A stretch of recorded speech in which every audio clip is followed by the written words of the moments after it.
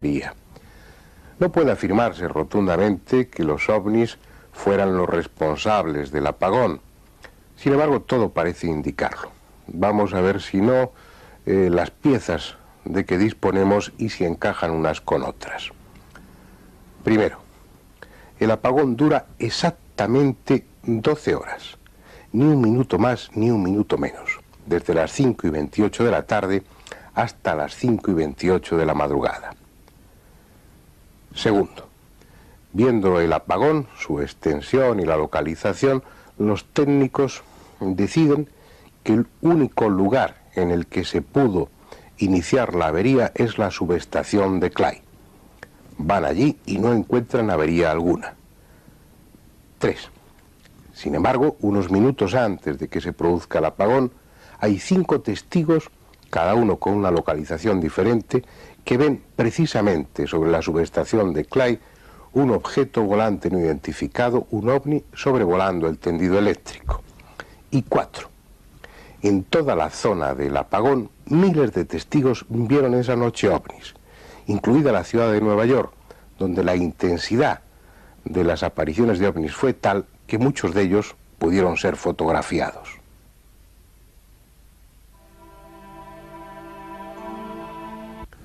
Fueran o no los responsables del célebre apagón, lo cierto es que los ovnis fueron los auténticos protagonistas de esa jornada, porque estuvieron en todos los lugares y en todos los momentos más importantes. Pero no solamente en el apagón de Norteamérica.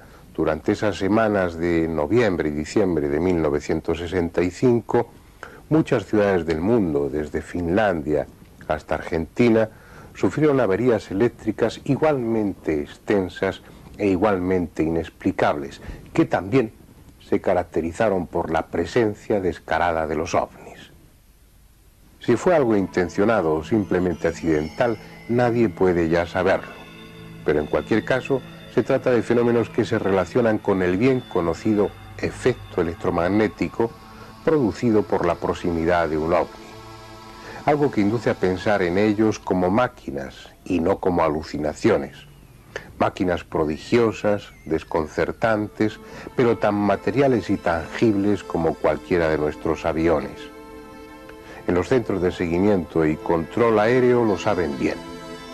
Esas naves de origen desconocido, tan ajenas a nuestra técnica y que, según muchos, proceden de lejanos rincones del universo, han dejado sobre las pantallas de radar sus inquietantes huellas. En la mayoría de los casos en que aviones civiles o militares se han encontrado cerca de un ovni, hay que añadir al testimonio de las tripulaciones el otro testimonio frío y objetivo de las pantallas de radar, donde el objeto volante no identificado ha dibujado su trayectoria. No son imágenes holográficas ni fantasmas fabricados por el inconsciente colectivo, como sugieren algunos.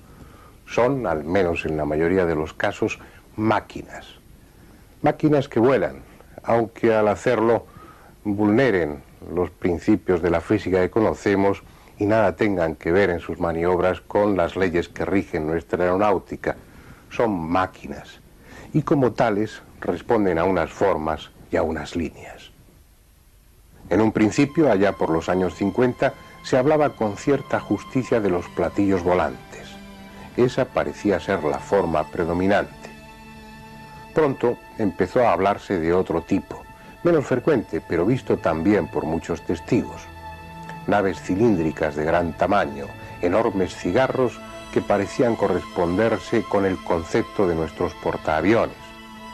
Esos ovnis de varios centenares de metros serían los encargados de recorrer las tremendas distancias interestelares, llevando en su panza pequeñas naves de exploración, los familiares platillos, mucho más funcionales para moverse en nuestra atmósfera. Parecía un planteamiento coherente, pero no duró mucho tiempo. Pronto había ya muchos testimonios que empezaban a referirse a ovnis con otras formas diferentes, y en tal cantidad que los investigadores, que en un principio se mostraban escépticos, finalmente tuvieron que admitir que junto a ovnis con forma de platillo y ovnis con forma cilíndrica, había otros con forma triangular, con forma esférica, con forma ovoide, con forma prismática y en general casi con cualquier forma imaginable. A los testimonios se fueron sumando las pruebas fotográficas y el tema de la clasificación se hizo cada vez más difícil para los ufólogos, porque además de las diferentes formas se añadieron detalles accesorios: ventanas, antenas, cúpulas, colores.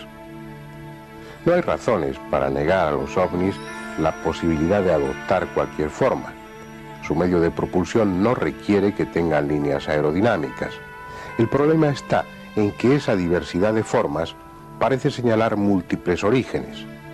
No se trataría de naves que llegan hasta aquí desde un lejano planeta, sino desde centenares de ellos en los más diversos puntos de la galaxia, lo que para los escépticos no es ya improbable, sino imposible. Sin embargo, los hechos son así, y si bien se mira, tan difícil es que lleguen hasta aquí desde un lugar que desde 100 lugares diferentes. Tan difícil o tan fácil. Al fin y al cabo, el número de posibles planetas habitados es tan descomunal que puede haber en esta galaxia, en nuestra galaxia, 1 millón de planetas habitados por una civilización con un buen nivel técnico. Además, debe haber otra forma de recorrer el universo, puesto que nos están visitando.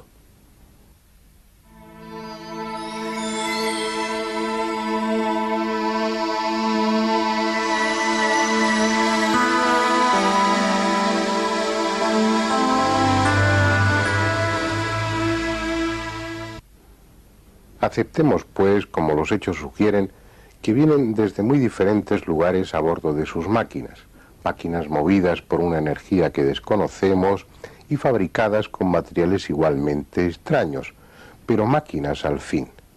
Sin embargo, ¿cómo entender que una máquina pueda transformarse en vapor o simplemente desaparecer como si nunca hubiera existido? Vamos a verlo con unos cuantos ejemplos que ya son clásicos. Esta secuencia fotográfica es la de Rex Eflin, un inspector de carreteras que estuvo muy cerca de un ovni el 3 de agosto de 1965 en Santa Ana, California. Las 3 primeras fotografías las obtuvo desde dentro de la cabina del camión. Luego el objeto desapareció de su campo visual y Eflin descendió del vehículo, pero el objeto ya no estaba. En su lugar había un anillo de humo negro que fotografió también. Esta otra serie es aún más desconcertante. Fue obtenida el 9 de septiembre de 1957 en Fort Belvoir, en Estados Unidos. Se trata de un anillo que fabrica en torno a sí una nube, como si su pretensión fuera la de camuflarse. Al cabo de unos minutos, la transformación se había completado y la falsa nube ascendió hasta unirse a las nubes normales y confundirse con ellas. Si a estos 2 casos unimos otros muchos testimonios en los que se describen nubes solitarias de formas sospechosas que iban a buena velocidad, dejando incluso una tenue estela, o se movían en dirección contraria al viento, o al revés, se mantenían inmóviles mientras el resto de las nubes se desplazaban, podría concluirse en que entre las muchas capacidades de los ovnis está la de tomar la apariencia de una nube. Otras veces los testimonios se refieren a cosas más sorprendentes, a ovnis que desaparecen de un instante para otro, ovnis que están ahí, balanceándose suavemente, y en una fracción de segundo ya no están, han desaparecido, como si hubieran pasado a otra dimensión. Y es eso lo que quizás explique cómo recorren las inmensas distancias del universo, prescindiendo del espacio y del tiempo, atravesándolos limpiamente.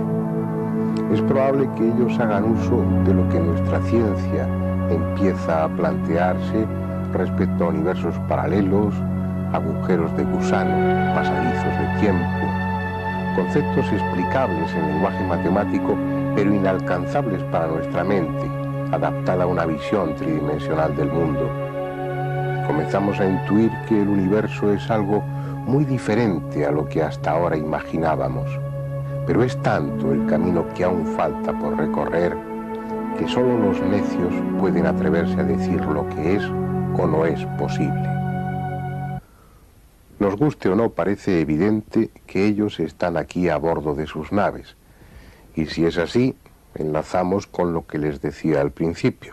O han estado aquí siempre, o existen otras formas de recorrer el universo mucho más fáciles de lo que imaginamos. Pero llevamos varios minutos hablando de ellos y aún no nos hemos planteado cuál puede ser su aspecto. Nuestros autores de ciencia ficción se los imaginaron de las más diversas formas, casi siempre horrendas. Al fin y al cabo, los terrestres sentimos también xenofobia y tendemos a suponer que solo por serlo, lo desconocido es potencialmente peligroso. Si a ello unimos nuestro ya conocido narcisismo, nos parecerá inevitable que lo extraño, lo lejano, además de malo, ha de ser necesariamente feo y desagradable. Eso es al menos lo que se reflejaba en los relatos de ciencia ficción hasta hace unas pocas décadas. Claro está que hubo excepciones, y algunos autores aplicaron la lógica tratando de imaginar cómo serían, anatómicamente hablando, los hipotéticos habitantes del árido Marte, el húmedo Venus o el gigantesco Júpiter. Lástima que el tiempo viniera a demostrar que en esos vecinos planetas no es concebible la vida tal como la conocemos. El único camino sensato para deducir cómo son o cómo pueden ser los extraterrestres que nos visitan es considerar qué condiciones debe cumplir una criatura que albergue un cerebro inteligente y que tenga posibilidad de manejar instrumentos y desarrollar una tecnología. El modelo debemos buscarlo en lo que tenemos al alcance de nuestra mano, es decir, en lo que ha sucedido en nuestra propia Tierra. En este mundo la única especie inteligente y tecnificada es la humana. Esa forma, nuestra arquitectura biológica, no corresponde a la casualidad. Vamos a verlo. Tratándose de una criatura inteligente y hábil, es necesario que camine erguida, asentada sobre sus extremidades posteriores, en este caso ya inferiores. ¿Por qué? Porque de esa manera le quedan libres sus extremidades anteriores, lo que resulta imprescindible para manejar instrumentos, para manipular una lanza o las teclas de un ordenador, para coser sus vestidos o pintar un cuadro. Por esa misma razón, los brazos no pueden terminar en cascos o en pezuñas, sino en manos con dedos articulados. El cerebro, el sistema nervioso central, la parte más importante de nuestro organismo, debe estar protegido por un fuerte caparazón óseo y tener lo más cerca posible los sentidos que le permiten relacionarse con el entorno: la vista, el oído y el olfato. Si además la cabeza está allá arriba, su posición resulta óptima para tener información de cuanto nos rodea.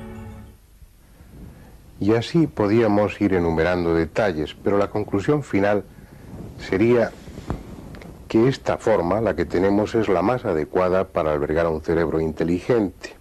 En definitiva, la naturaleza ha tenido centenares de millones de años para experimentar, y si ha elegido una forma como la humana, no ha sido por casualidad, sino, como siempre, porque le sobraban razones. Así pues, sean con manos de 5, 4 o 6 dedos, más altos o más bajos, con más pería. No puede afirmarse rotundamente que los ovnis fueran los responsables del apagón. Sin embargo, todo parece indicarlo. Vamos a ver si no las piezas de que disponemos y si encajan unas con otras. Primero, el apagón dura exactamente 12 horas.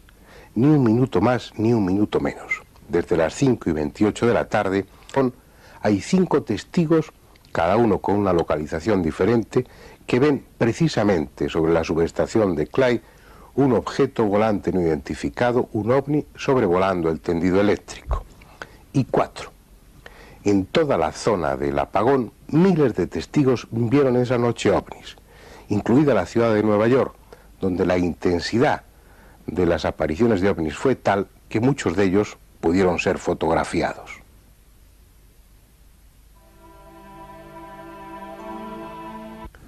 Fueran o no los responsables del célebre apagón, lo cierto es que los ovnis fueron los auténticos protagonistas de esa jornada, porque estuvieron en todos los lugares y en todos los momentos más importantes.